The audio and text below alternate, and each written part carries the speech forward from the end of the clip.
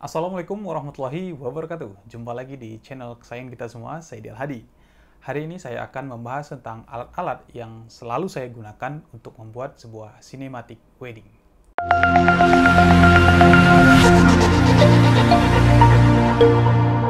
Dalam membuat cinematic wedding atau video wedding atau highlight wedding, apapun namanya, ada beberapa alat yang harus dan pasti saya gunakan dalam proses pembuatannya. Ya, yang pertama tentunya adalah kamera. Oke. Untuk kamera, pemilihannya sangat banyak variasi. Teman-teman semuanya bisa browsing dulu di YouTube untuk memilih tipe kamera apa yang paling cocok untuk teman-teman sekalian. Saya pernah membahas tentang perbedaan DSLR dan mirrorless, kemudian kenapa saya memilih kamera Lumix GH5 untuk cinematic wedding. Teman-teman juga bisa menontonnya untuk menjadi bahan pertimbangan teman-teman semuanya sebelum membeli sebuah kamera untuk cinematic wedding. Nah, dalam project-project saya akhir-akhir ini, saya menggunakan dua kamera. Yang pertama adalah Lumix GH5. Saat ini saya sedang pakai untuk merekam video ini. Kemudian yang kedua adalah Lumix GX85.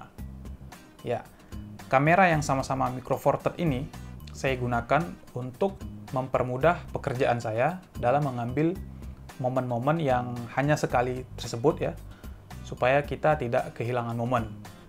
Nah, kelebihannya ketika saya memakai merek yang sama, kemudian sensor yang sama, saya akan lebih mudah melakukan post processing atau post production ataupun editingnya. Warna yang dihasilkan relatif sama ya. Dengan lensa yang juga bisa ditukar-tukar, bisa di body GX85, juga bisa di body GH8 di GH5.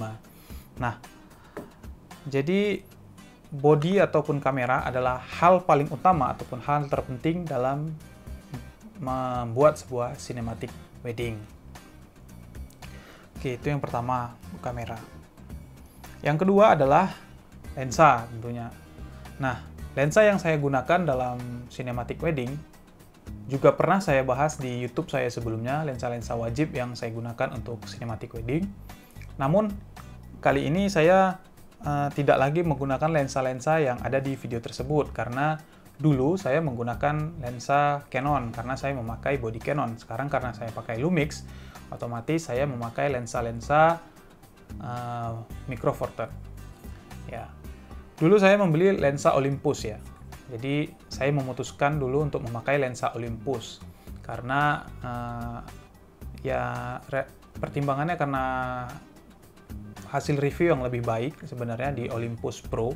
Tapi karena satu lensanya hilang waktu itu, jadi saya menjual lensa yang lainnya sehingga saya membeli Lumix yang Panasonic Leica. Jadi saya punya dua lensa sebenarnya. Satu lensa yang sedang dipakai untuk membuat video ini yaitu lensa Panleica 15mm bukaan f1.7, dan satu lagi adalah lensa Lumix 25 Panleica juga, Panasonic Leica bukaan f1.4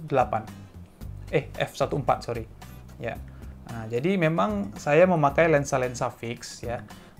Karena untuk yang pertama utamanya pasti mengejar bokeh ya tentunya, walaupun sebenarnya bokeh di lensa micro four third dikali dua dengan dengan kamera full frame, tapi menurut saya sudah cukup lah bokehnya di 1,4 ini sama di 1,7.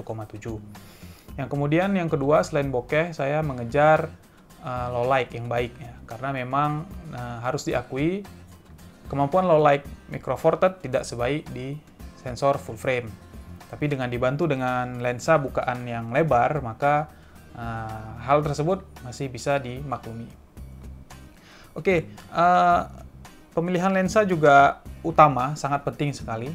Kalau bisa, kita memilih lensa yang memang benar-benar pro ataupun yang lensa terbaik di kelasnya.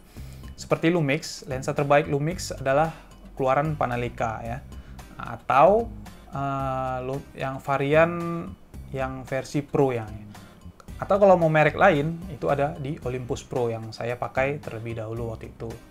Nah, kalau di Canon misalnya pakai yang L series. Kemudian juga yang kalau mau third party-nya juga pilih lensa yang benar-benar bagus, benar-benar tajam gitu ya. Karena sangat mempengaruhi hasil. Walaupun body kita sudah bagus ya, tapi kalau lensa kita lensa abal-abal, ya sama saja hasilnya juga tidak akan sebaik yang bisa ditawarkan oleh bodinya. Oke, itu untuk pemilihan lensa. Jadi intinya saya memakai lensa fix semuanya, dan perlu sebenarnya satu lagi lensa makro ya, biasanya untuk shooting wedding ring ya atau cincin, dan berbagai detail lainnya. Tapi untuk saat ini saya masih belum menggunakan lensa tersebut dengan alasan budget. Tapi ke depan pasti saya akan membeli lensa makro tersebut. Kemudian yang berikutnya yang penting adalah audio recorder. Nah, ini juga pernah saya bahas tentang Zoom H4n Pro, kemudian cara memakainya, dan berbagai macam ulasan yang pernah saya bicarakan tentang ini. Di dalam peralatan-peralatan audio saya juga ini salah satu termasuk yang paling penting. Nah, ini juga selalu saya gunakan untuk cinematic wedding. Yang paling pertama saya gunakan ini adalah untuk merekam semua aktivitas suara yang dihasilkan dari speaker yang ada di acara tersebut melalui kabel yang bisa dicolokkan di sini ya. Seperti ini kabelnya. Saya colokkan di sini. Kemudian tinggal kita sambungkan kabel RCA atau Canon, jack Canonnya ini ke mixer. Nah, setelah itu kita rekam di sini sehingga suara yang dikeluarkan oleh mikrofon di acara tersebut dari speaker tersebut terekam baik oleh audio recorder kita, sehingga cinematic wedding kita lebih bagus audionya. Dan karena kita bermain di audio visual, maka audio juga harus kita perhatikan dengan baik. Kemudian yang kedua, biasa saya juga menggunakan alat ini ya, audio recorder ini, karena ini portable, bisa dibawa kemana aja dan bisa direkam langsung pakai baterai. Kemudian kita bisa langsung merekam dengan mic eksternal yang ada di sini. Saya gunakan ini untuk melakukan wawancara kepada tamu dan juga kepada orang-orang penting yang datang pada saat acara tersebut. Sehingga biasanya saya selipkan di beberapa videonya, di cinematic weddingnya atau di highlightnya, sehingga menambah momen yang ada dalam sebuah cinematic wedding yang saya buat. Oke, itu untuk audio. Yang berikutnya adalah mini shotgun ya, mini mikrofon shotgun mini. Nah, ini saya pakai Rode. Ini saya masukkan di atas kamera seperti ini, kemudian saya colokkan ke jack input yang ada di kamera. Nah, gunanya adalah sebagai backup ya. Apabila sesuatu terjadi, misalnya audio di recorder ini rusak ataupun tidak terekam ya, istilahnya ya yang force majeure lah, yang keadaan-keadaan darurat yang tidak kita inginkan, kita masih bisa membackup dengan suara asli yang langsung kita dapatkan dari kamera kita. Dikarenakan suara yang kita rekam dari kamera kita tidak sebaik dengan memakai mikrofon ini, maka ini menjadi sebuah tools yang lumayan penting untuk selalu kita gunakan ya, utamanya untuk membackup. Dan juga kadang-kadang biasanya saya memasukkan ambient suara yang ada di lokasi ketika melakukan editing, sehingga seolah-olah kita benar-benar berasa ada di lokasi tersebut. Contohnya pada saat momen-momen melempar bunga, kemudian momen-momen lain yang saya anggap kira-kira menarik untuk dimasukkan audionya ke dalam sebuah video tersebut ya. Kemudian yang terakhir ya adalah gimbal ya. Nah, gimbal ini biasa saya gunakan untuk mengambil footage-footage, dekor, kemudian establish moment dan sebagainya, sehingga saya tidak terlalu banyak menggunakan gimbal. Dan kalaupun saya istilahnya run and gun ya, tidak sempat membawa barang banyak, ini juga tidak saya gunakan ya, karena di kamera saya di Lumix GX85 dan Lumix GH5 sudah ada built-in image stabilizer yang bisa saya fungsikan juga sama seperti gimbal. Tinggal ditambah warp stabilizer di Adobe Premiere akan hasilnya ya imbang-imbang lah dengan gimbal. Tapi kalau pakai gimbal jelas memang lebih smooth dan tanpa warp stabilizer.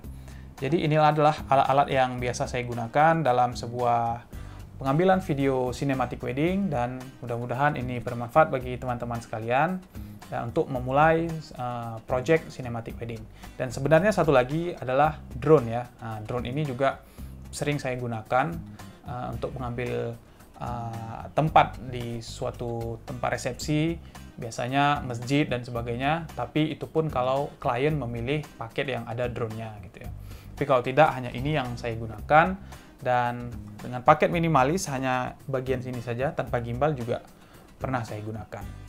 Untuk lighting saya juga kadang sih menggunakan, tapi seringnya tidak karena relatif gedung-gedung yang ada di tempat saya bekerja itu tidak gelap ya, jadi masih terang semuanya, masih mumpuni alatnya. Tapi kalau di rumah, biasanya di rumah itu gelap, saya membawa lighting tambahan. Lightingnya ya hanya lampu biasa, lampu LED biasa, untuk menambah cahaya dalam proses cinematic wedding tersebut.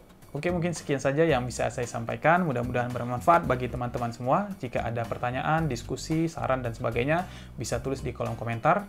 Dan jika teman-teman yang baru melihat channel ini, silakan subscribe kalau dirasa bermanfaat. Terima kasih. Wassalamualaikum warahmatullahi wabarakatuh.